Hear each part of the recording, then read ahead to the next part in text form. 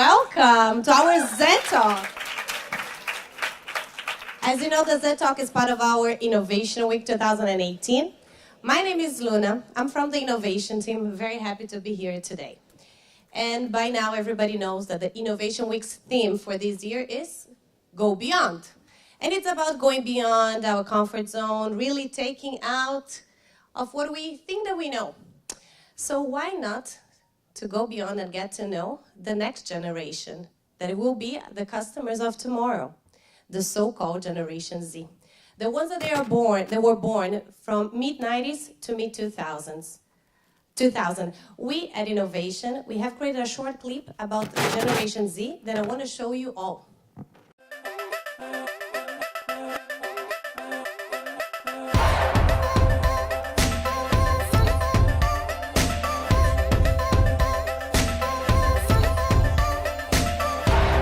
For me, innovation is like the Industrial Revolution. Innovations means changing something into something better. Finding a really creative solution. Making new things. Pushing the edge of boundaries further and further and making dreams come true. When I think about my favorite technology companies, they're constantly innovating new products adapted to our generation. You can literally speak to people from all over the world by their computer or phone, hundreds and thousands of kilometers away. I think it's amazing. I could just talk to my friends in Singapore for hours if I wanted to. But at the same time, all this technology that we have right now has kind of distanced me from the people that I would be a lot more connected to if it wasn't for technology. Like, it's distracting. Social media for me, it's something that I use every day, and it's something that connects between me and my friends. You can do things that were considered fiction 20 years ago. It has its good sides and it has its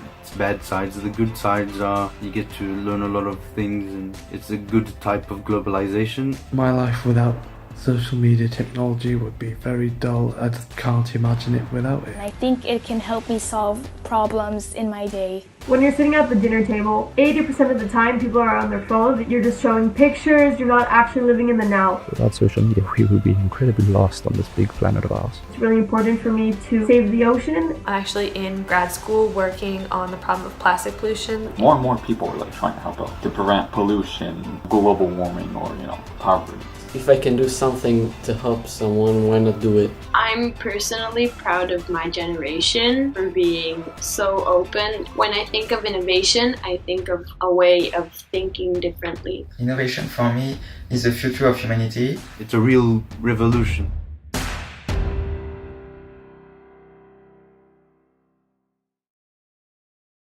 We have a great program for today. And I would like to invite the MC for this morning, Itai Pincas, who is 17 years old and has entered the world of entrepreneurship when he was only 10. And since then, he has built over 30 mobile applications. Is that right? Itai is a regular speaker on the topic of marketing towards Generation Z. And he was selected for Forbes 30 Under 30 when he was only 14. He also was recently featured in the Israeli Shark Tank TV series. Ladies and gentlemen, welcome, Itai.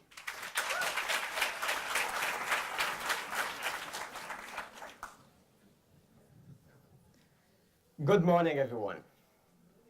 And Amdocs, thanks for inviting me. I'm very excited to be here this morning. Now, as some of you may know, there is a lot of interest around my generation. And the goal of today's program is to help you understand what's so special about it in the way we speak, the way we communicate, and consume media in our daily lives. So, let's begin with our first speaker for this morning, Michael Matias, who will give an overview of who we are, Gen Z. Michael is an officer in the Israeli Army Unit A200 and a technology enthusiast who loves his generation. He first spoke at Growing Up in real time on stage with Jeff Pulver when he was only 13 years old and has been fascinated by the subject ever since. Wow, what an honor. Is this on? Just want to make sure. Great. I heard this is going to be broadcasted to some thousands of people, so no pressure. Hi, Mom, watching live. Okay. First of all, hello. Nice to meet you. We are Generation Z.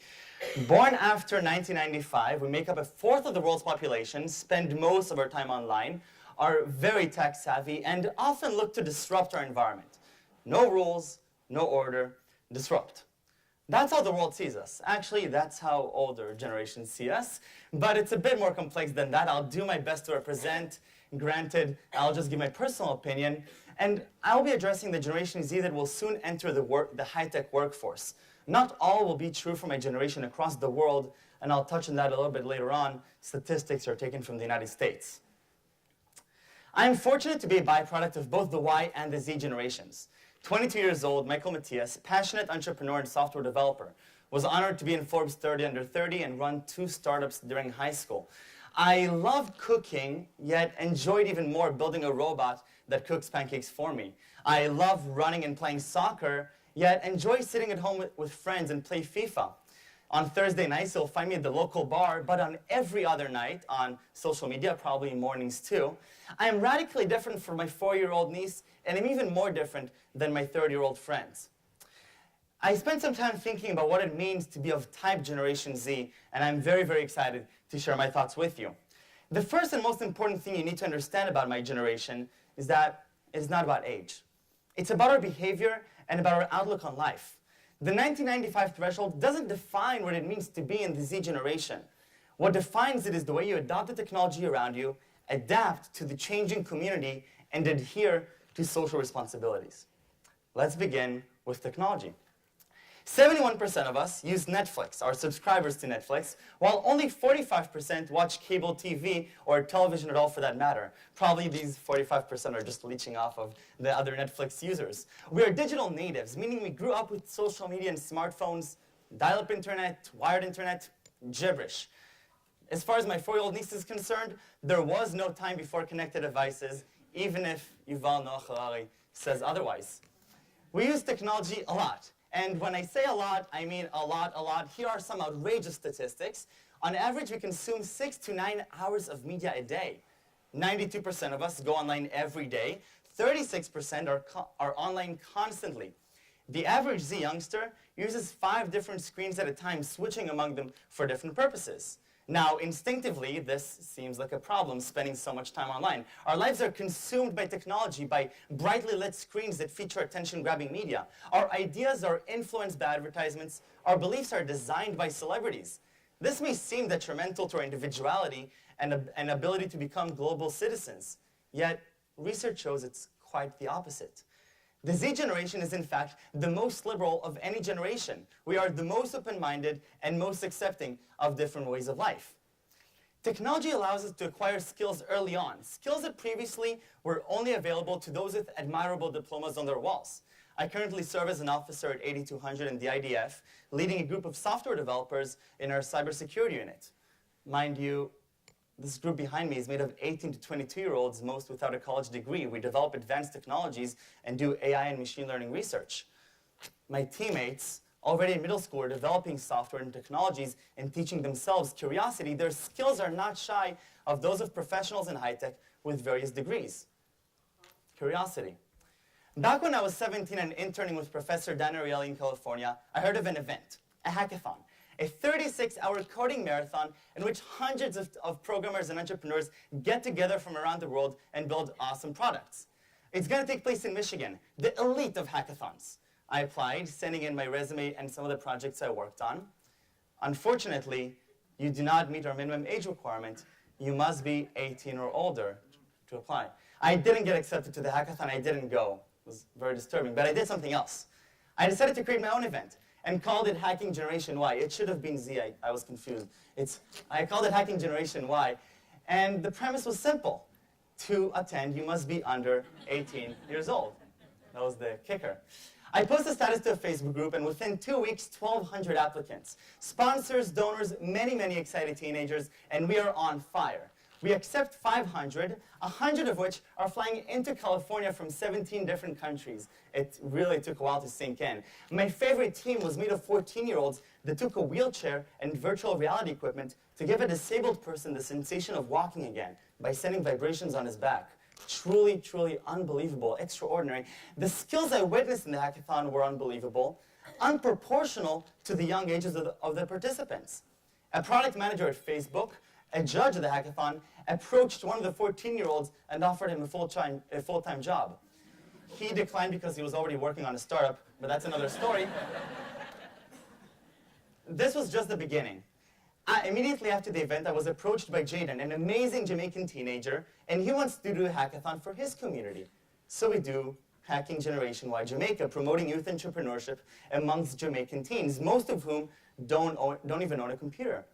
Then a group in India wants to do a Hacking Generation Y India hackathon. And in my home country, Israel, and in New York and in London, teenagers changing the lives of teenagers, thousands of teenagers. An awesome movement, and I'm so grateful to have initiated it and be part of it.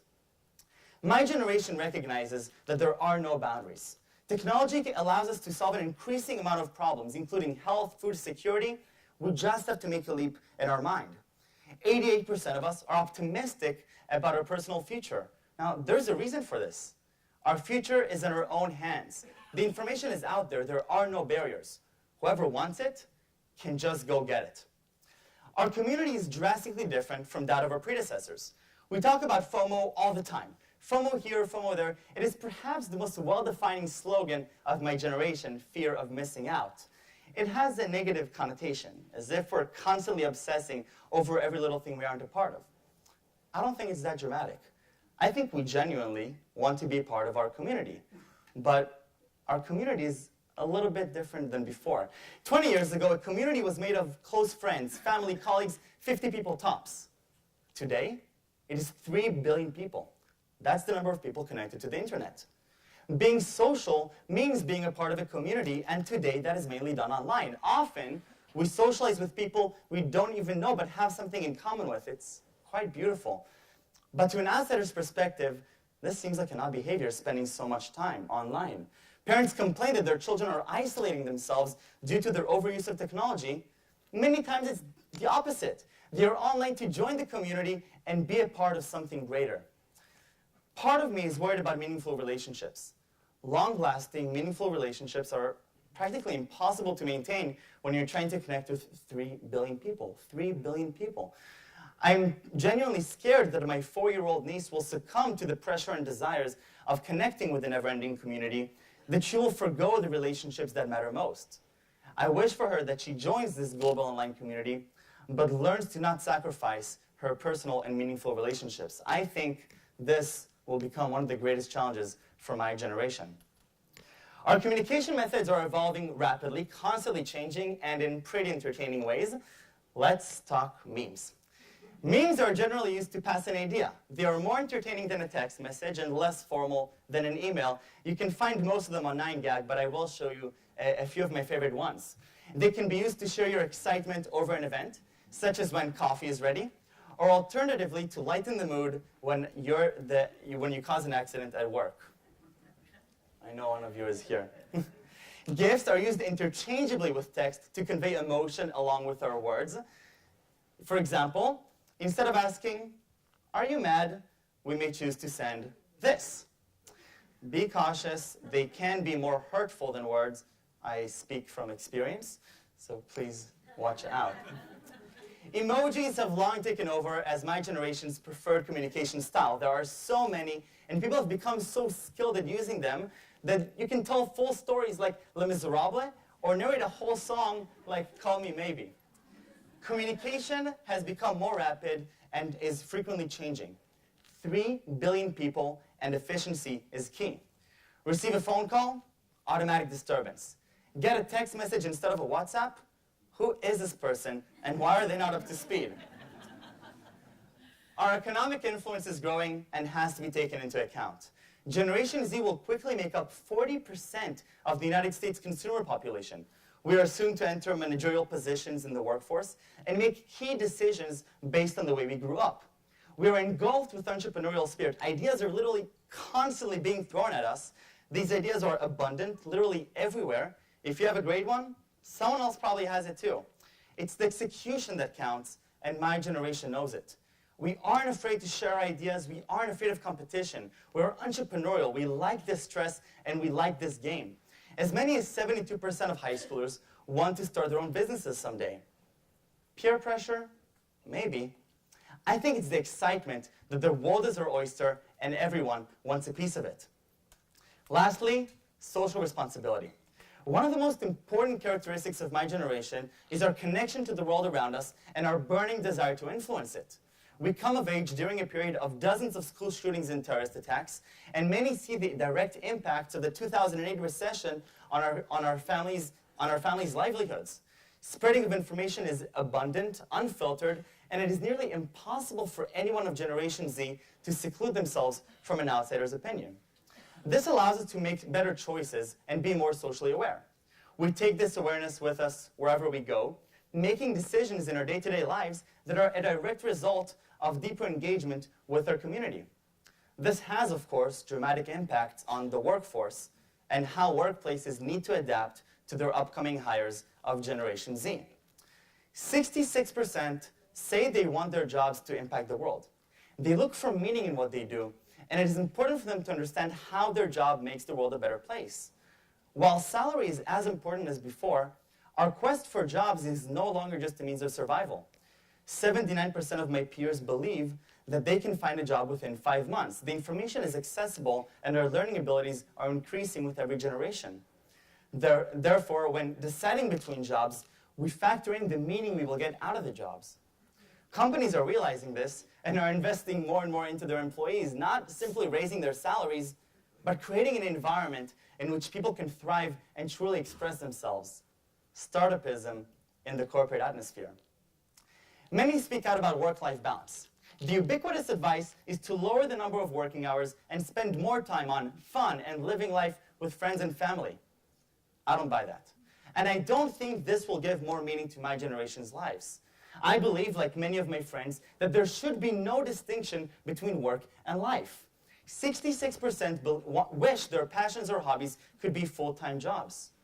Today, that is more possible than ever. Passions are revealed early in our lives, and we can probably earn a living performing any job that gives us meaning.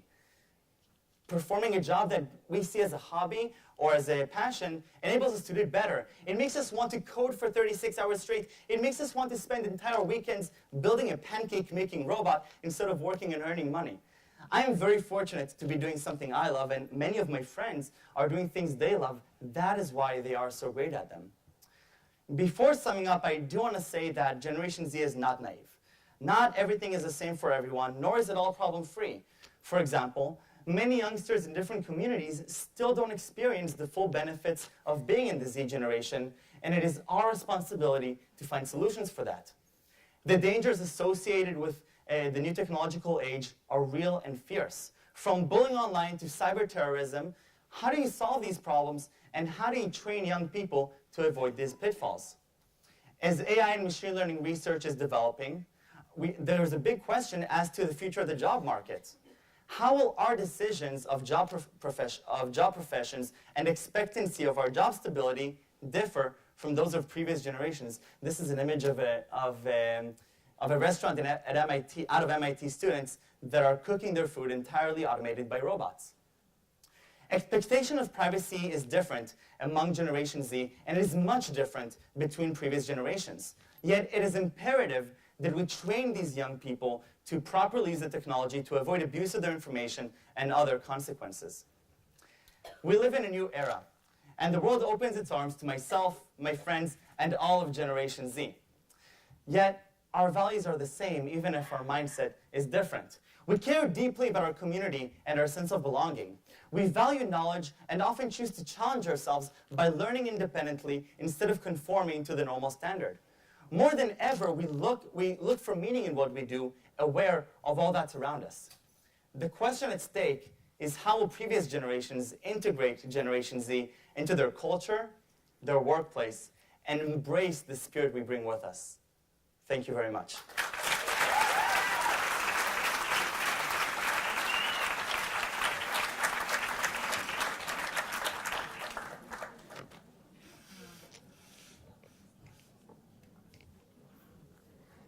Thank you, Michael, for all your insights.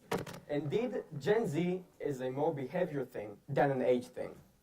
And now, I would like to invite to the stage Noah Hilsenrath, 20 years old, social entrepreneur, writer, lecturer, and Gen Z expert. Noah is a co-founder at Sarona Hub, Israel's first entrepreneurship hub for Gen Z. Noah is also active with the Contact Project that connects youth from different sectors, and also at Israel's Young Entrepreneurs Community. And most importantly, she is a friend of mine.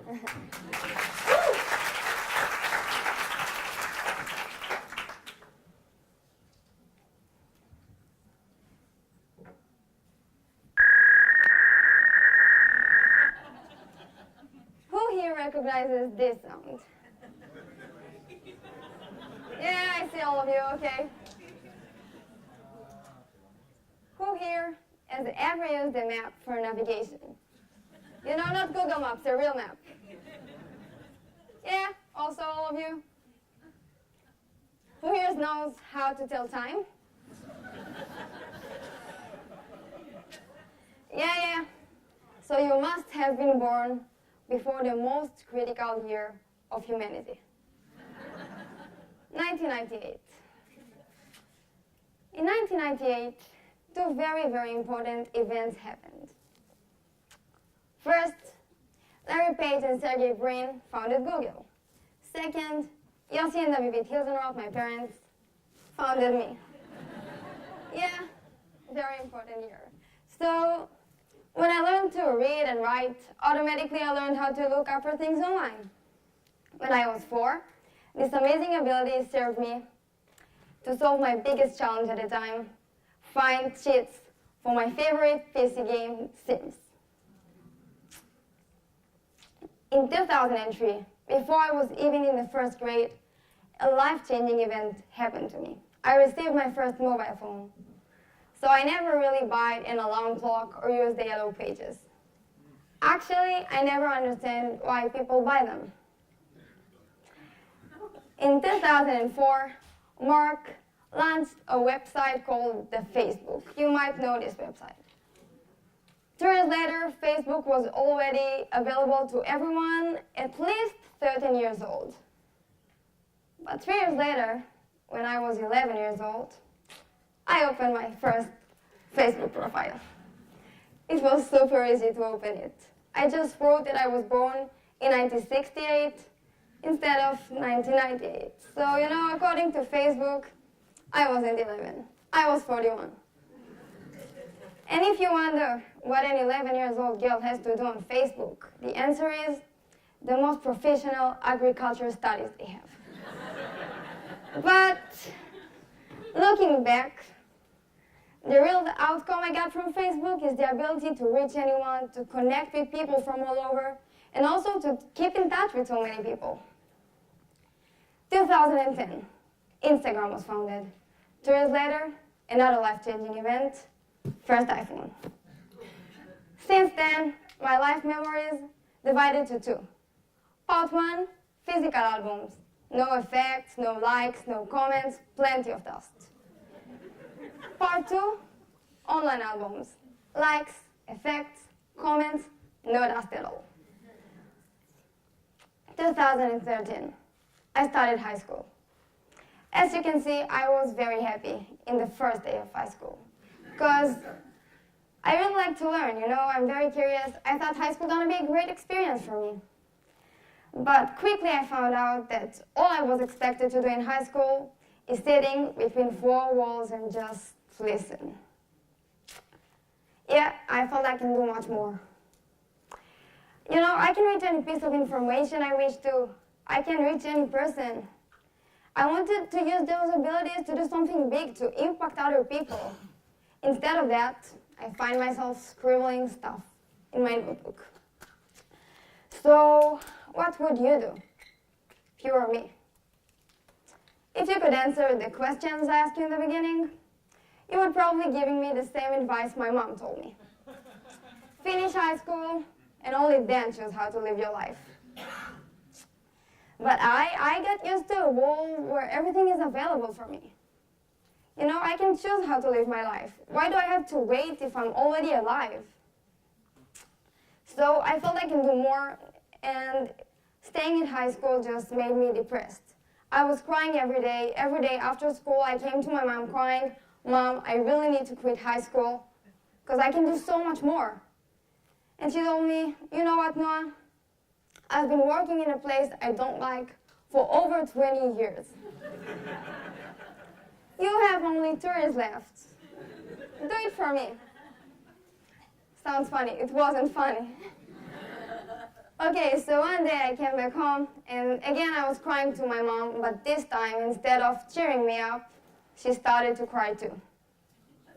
At that point, I realized that when I'm crying, when I'm depressed, I'm not only hurting myself, I'm hurting the people that love me the most. And the reason I was crying is because I wanted to do something good, to do something more, to impact other people's lives in a good way. So I decided I have to make a change. Day after, I came to school, and I opened a student council. We started to change things in school, and it worked. The atmosphere in school had dramatically improved. That's why I was chosen to the National Student Council. There, I met so many students like me that felt that they can do more. One of them was Tami, a Druze guy. He was the first Druze guy I ever met, which was weird because, you know, I live in Israel. There's so many sectors here. And before that, I met only people that were very similar to me. Sami and I became very good friends, and we decided to solve it. Together, we created a project called Contact.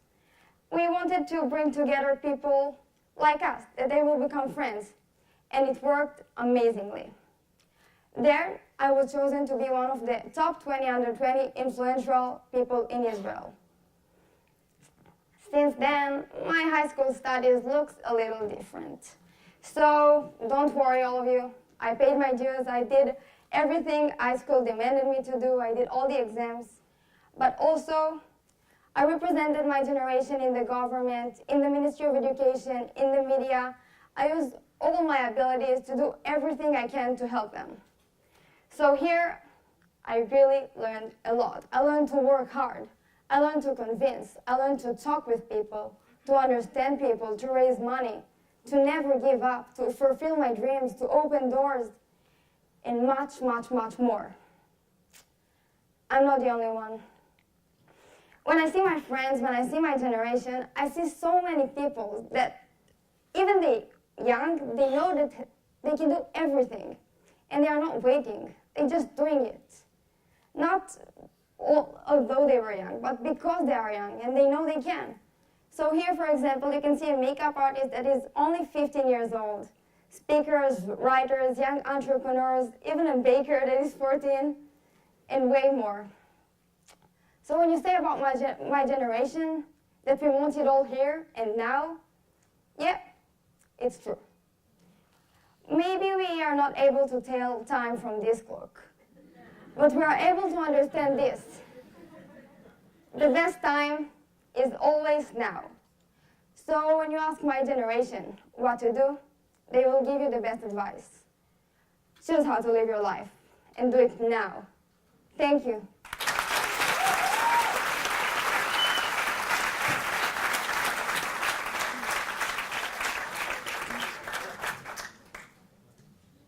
Thank you so much, Noah. You know, now I finally understand why they say that 1998 was such a great year for humanity. Both you and Google were born, and that was even before my time.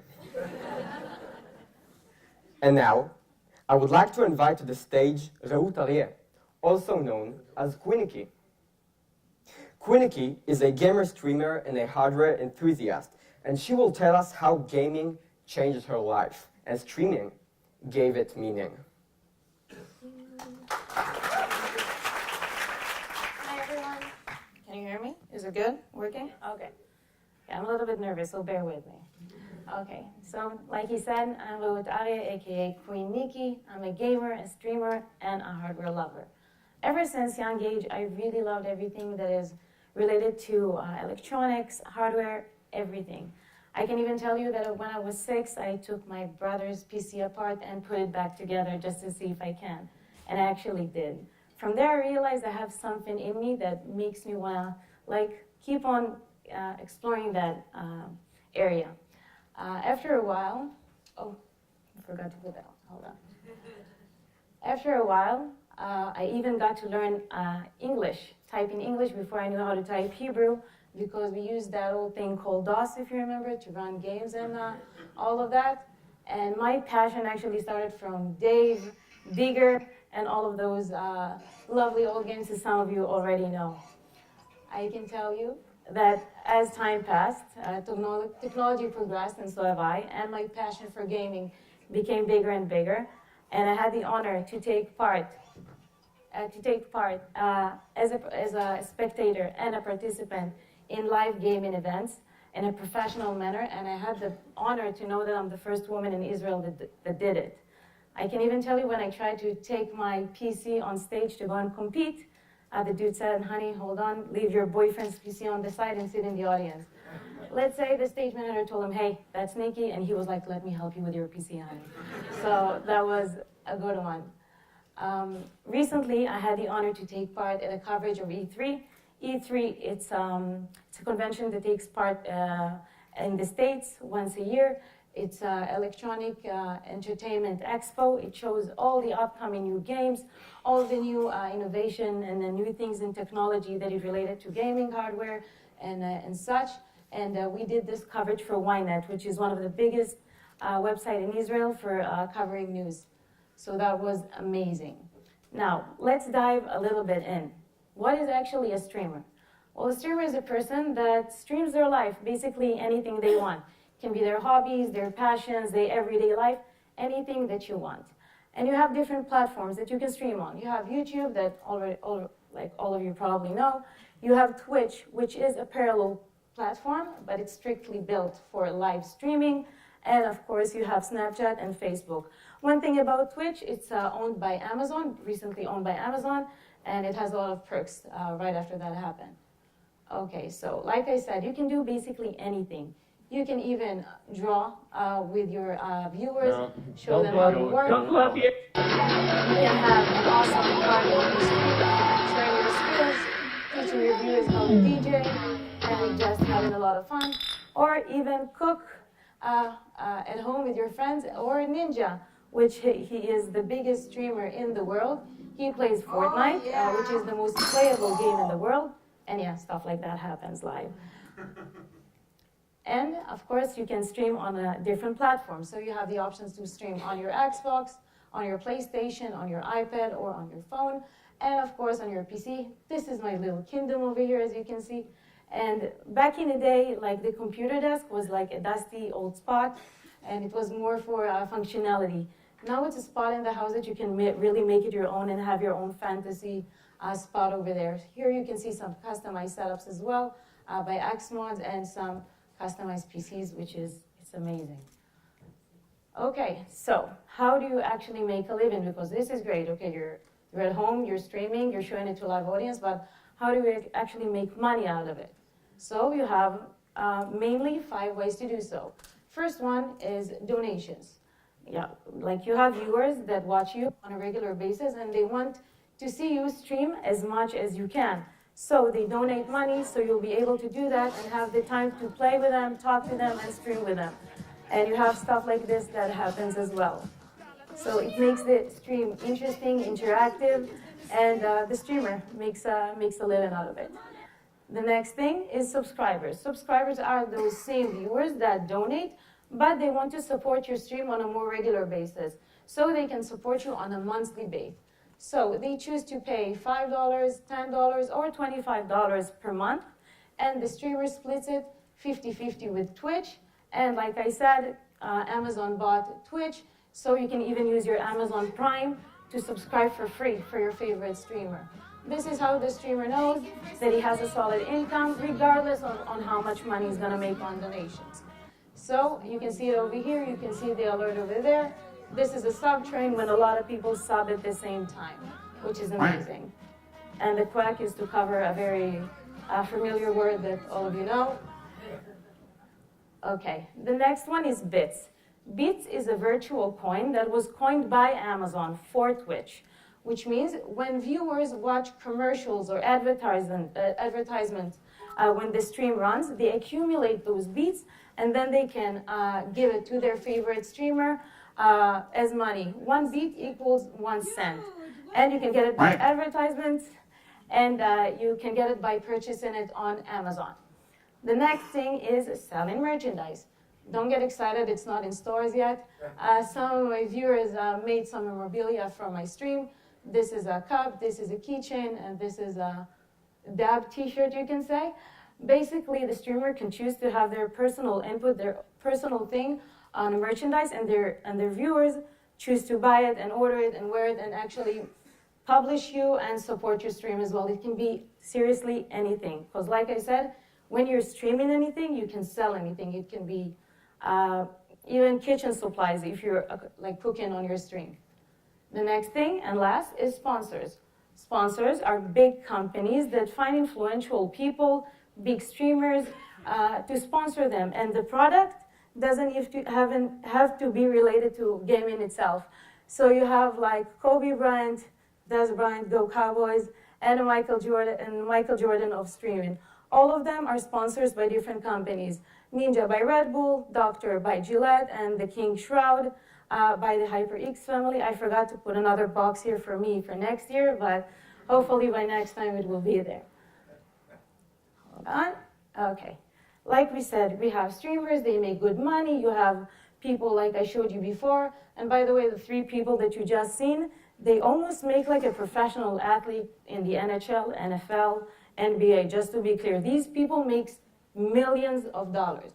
And if you have gaming and sport, and it is a sport, you have gaming events. And that's where eSport and ESL come in. eSport, it's the electronic sport, and the ESL, it's the electronic sport league. This is not an NBA, NHL, or NFL game. This is a gaming event. You can see all of them sitting over there, all the players. You can see the media here, and of course, all the crowd. And it's huge events that, yeah, it's really, really amazing. You can see even all the media here, all the commentators over here, and it's broadcasted live like any other professional game. Yes. And the forecast for the upcoming years, by the way, this year it's already passed. This forecast was, I think, from a year ago. This year it's already passed the $1 billion in revenue when it comes to eSport and ESL, and it keeps on growing and growing. There was even a leap in 1 year for almost 200% to 400% leap in the revenue. Okay, now we've talked about how much it's amazing, it's awesome.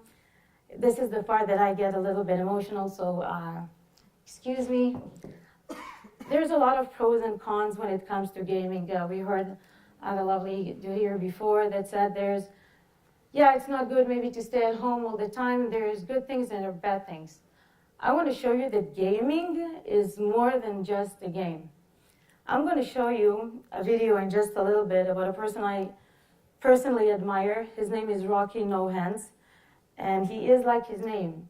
He doesn't have any hands, but he still gets up every day, stream, one of the best gamers I know, and he makes good living off of it out of his home in a safe and playful manner. He's enjoying life, as we say. I want to show you Rocky.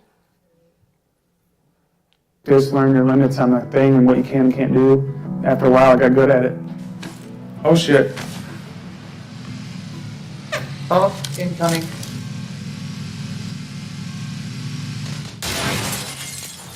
Oh my god.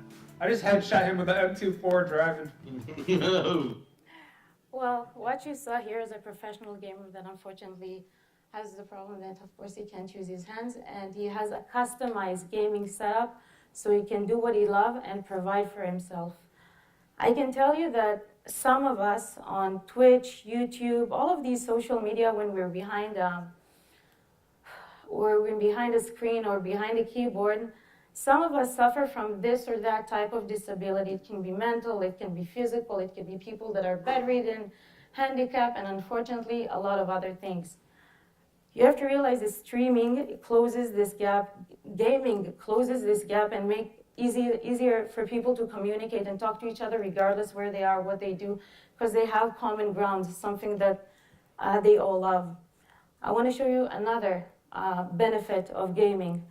The next kid I'm going to show you, he couldn't go for a field trip with his class. So usually back in the day, he would be sad being at home. Today is totally different. This is what this kid did. He's at home playing with his feet, playing Fortnite. His dad is in awe. He thought his kid was going to be sad by staying at home and can't go on a field trip with his friends. Quite the opposite. He's having fun. I just want you to think if we had the option to help people with gaming when it comes to create content, create setups, gear, customize stuff so we can help and do more. Think about even this. You have a kid at physiotherapy. My mom is a head nurse, and I've seen these kids. They don't want to work out. They don't want to do those things. Put 2 joysticks in their hands. Put a video game for them that imitates, like physiotherapy-based game. They're going to have the time of their life. They're going to love it. Think about this soldier that is bedridden and will never be able to leave his bed. He can't travel. He can't do none of that. We put VR glasses, which is virtual reality glasses, on him and show him the world like he never experienced. There's so many benefits to this. Now, I can tell you, I'm not so different than them. Me, myself, I have over 100% disability. I suffer from severe PTSD, which is post-trauma stress disorder.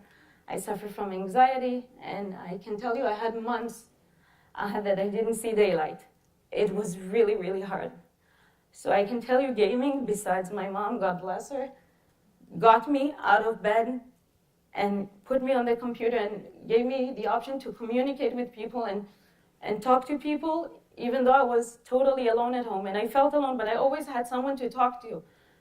And streaming came and gave it meaning because I was able to take something that I love, something that I'm good at, despite my restrictions and my disabilities, and make a living off of it and have fun and provide for myself with honor without depend on anyone else. And people do not understand how gaming and streaming in general helps so many people. This is my mission, not to make people stay at home in their PCs and not leave it. My mission is to help the people that are trying to leave the home. So, thank you.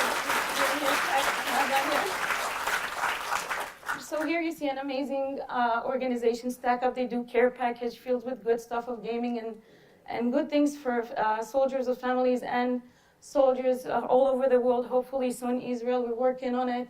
And they send those care packages to help people, just to motivate them. They even create customized gear for soldiers that apply, and they're really trying to help as many people there can. One last thing, the little kid that you saw before, I don't know who's watching, but if you have the power or the influence to do so, that kid little dream is to meet Ninja or to play with him or talk to him. So if anyone watching and can make this happen, it would mean the world, not to me, to him. So if anyone out there can do it, it would be awesome. I thank you so much for listening. And, if you want, you can find me here. Thank you.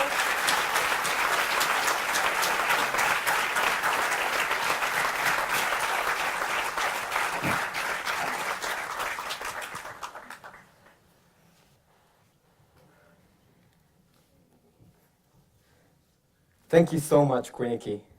It was truly inspirational, and it's super fun to know who is going to be the new superstar in the next big thing in sports and entertainment. And now, I would like to share with you my story, my personal story as someone from Generation Z. Before I get into details, I would like to show you a short video clip which showcases my work in the last 3 to 4 years.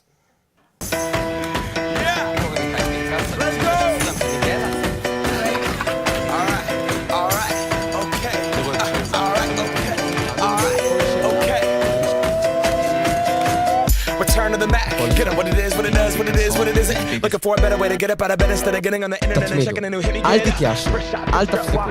תאמינו שלכל שאלה יש תשובה, ושלכל בעיה יש פתרון. Because I think that Jack is a true inspiration for entrepreneurs. Wow, amazing. אל תחכו. אל תחכו לא למערכת החינוך ולא לאף אחד אחר, כי אף אחד לא עושה את זה בשבילכם. More than that, I'm ambassador of Apple without them even knowing me. כי יכול מאוד להיות שהרעיון שלך או שלך יהיו מחר הדבר הגדול הבא. בהצלחה. תודה רבה. Just listen to the kids, bro.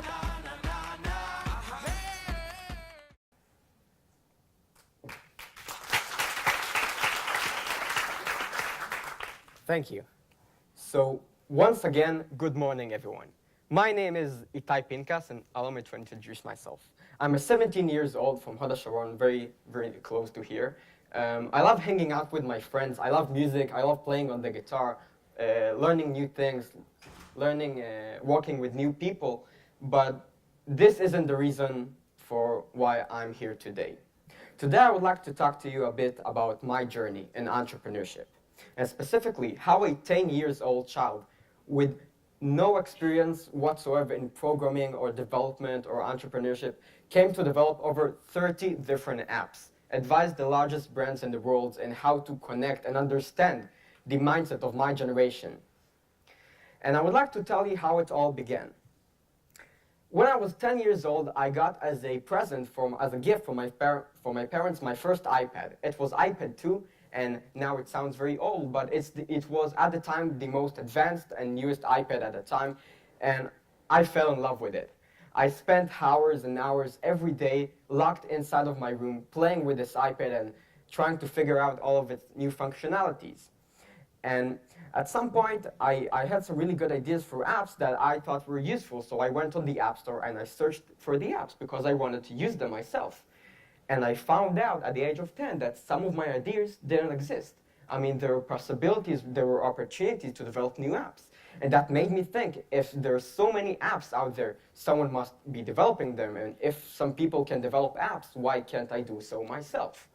So I went to a course after school hours, once a week, that taught me the basics of programming. Now, a 10-year-old child cannot actually program and write long and complicated lines of code. But I did learn the basics of programming, and that led me, at the age of 12, to release my first app to the App Store. It was a very fun and quick game called My Quick Fingers. At the time, there was a very popular trend in which people, they filmed themselves moving a knife between their fingers very fast, as much as they can in 1 minute. So I developed an app so people could play it safely in their homes through their phones. And this app wasn't like a groundbreaking success. It wasn't, not a lot of people downloaded it, but it was very important for me because after 2 years of learning and a few months of developing, I had the feeling of something that I built myself, that people could go onto the App Store and download it and use it. It was a very special moment for me.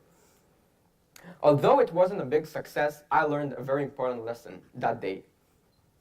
I learned that for me, anything is possible. That with the right determination, with the focus, I can possibly make any idea happen.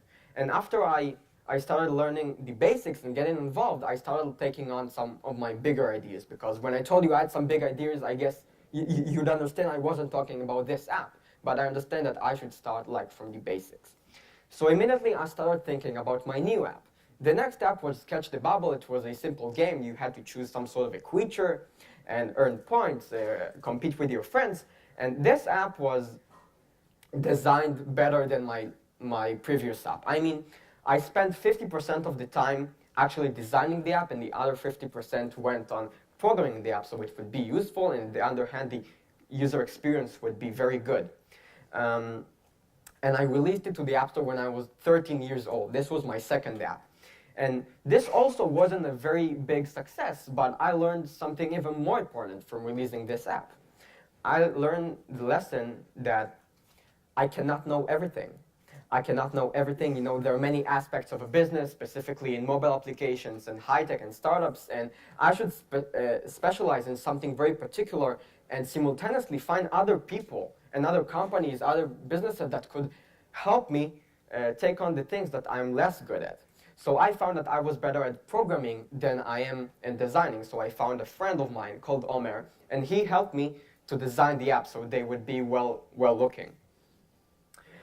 At the age of 14, people started getting to know me. I mean, I had a professional Facebook page and a LinkedIn page. I started going to events and conferences, and I started receiving inquiries. A 14-year-old child started getting inquiries from people who were offering money in order to develop their own ideas and apps. This was completely new for me, and I found myself at the age of 14, instead of playing soccer, basketball or whatever with my friends, dealing with adults and talking about money and business. So I figured out that if I would like to maximize my knowledge and maximize my experience, I have to group up with other people who would enable me to make the best usage of the things that I know and take on, as many requests and inquiries from clients as possible. So I went to this friend of mine that I talked to you about, Omer, and at the age of 14 I said, Omer, I think I'm gonna go to recruit a team. He laughed at me. He's like, you're 14 years old, how can you recruit a team? And I was like, watch me. So I started going to conferences and events and hackathons. One of the hackathons that I went to was Hacking Generation Y, which I enjoyed the most, by the way. And I started meeting people, and instinctively when I started meeting new people and talking to them, I started thinking about how can I collaborate with them? How could we work together in order to take some big projects and make big ideas happen? So I started finding a community of people around my age. Some of them are slightly bigger than me in a few years, older than me. And we started having a team. I had a team of teenagers where some of them were developers, some of them were designers, marketers, business people, business development. And together at the age of 14, I founded my first business, which was called Joy Today. And it provided services of developing mobile applications, website, graphic designs, and many other technical stuff for other businesses. And we did together over 10 successful projects for customers. All of this was up to the age of 14. And this was how I began getting into the world of entrepreneurship, how I got involved. And I would like to talk with you a bit about some of my latest achievements, what I've been lately up to. So as I told earlier, I developed myself over 30 different applications. The bottom part of the screen represents apps that were some of my first apps. I mean, these were basically mainly games that I developed in the process of teaching myself how to program. And the upper end of the screen shows apps that are more recent. I mean, more productivity tools, utilities, social networks, and these kind of stuff. When I was 14 years old, I had the honor of being chosen for the Forbes 30 Under 30 list of the promising entrepreneurs in Israel. I flew to Boston and met many incredible people from all over the world. Met Ashton Kutcher, and also had the pleasure to meet Shimon Peres for the first time. I met him 3 times shortly before he passed away. And the second time I met Shimon Peres was when his secretary called me and she said, Itai, Peres, you must listen to this. Peres, at the age of 93, decided that Instagram is too old for him. And he should open, guess what? Snapchat account. I didn't believe that, but I came to his office and we helped him open a Snapchat account. We taught him how to take a selfie. This was one of the most special moments in my life, totally. Also, I participated in many hackathons. One of them was a hackathon organized and held by Chevrolet at the United States. They got a group of like 30 different entrepreneurs and tech enthusiasts from all over the world, and they had them develop ideas, develop solutions for the problem of which drivers are texting. And my team didn't win the competition, but what proves me that our idea was any good is that Apple 1 year later released the exact same idea, the exact same patent. So it makes me feel that we had it right, figured. Nowadays, I'm working on a new startup in the e-commerce space, which is a revolutionary tools for people who sell on marketplaces such as eBay or Amazon. It helps them to manage all of their operation from their mobile device, sell on the go, and never miss opportunities to complete transactions and offers and bids and reply to messages. A few months ago, I had the honor. It was like a dream come true for me. I met with Jack Ma, the legendary founder and chairman of Alibaba Group, whom he immediately understood and realized the opportunity of a potential collaboration and the must-have solution that we provide. And now I would like to talk with you a bit about what it means being an entrepreneur. So as a matter of fact, it takes a lot of determination. I mean, I have a social life. I have friends. I love hanging out with my friends. I also have school. I have many exams to take. And sometimes it takes a lot of sacrifice in order to make the right time for everything. I mean, sometimes if, for example, my friends schedule like to hang out in the evening, and tomorrow morning I have a business meeting, so I can't join them. And these are things that sometimes it's very difficult to tell this to them and to explain to them, because most of my friends are teenagers, and that's what 17-year-old kids do. So it takes a lot of effort to prioritize things, and I think that if you do the right prioritizing, if you decide what's the most important for you, you could make anything happen. You can find the right time for anything that you want to do. There are also many, many challenges. I had times when I developed an app from scratch. I worked many months, long months on working on it, and only in the end I found out that the solution, after I released the app, I found that the solution that I was creating didn't provide the expected solution. I mean, people didn't find it useful. I thought people would jump in and like download it intuitively, but they didn't. There were times where I developed an app and then I found it already existed. There were times when I chose the wrong people to work with, people who failed me, people who were unprofessional. And I think that the most important thing is to learn from failure to failure, from project to project. And there was someone very, very smart that said once that if you're not failing every once in a while, that it means that you aren't doing anything that innovative. So I don't worry about failing, and I think it's something that you could learn and practice on.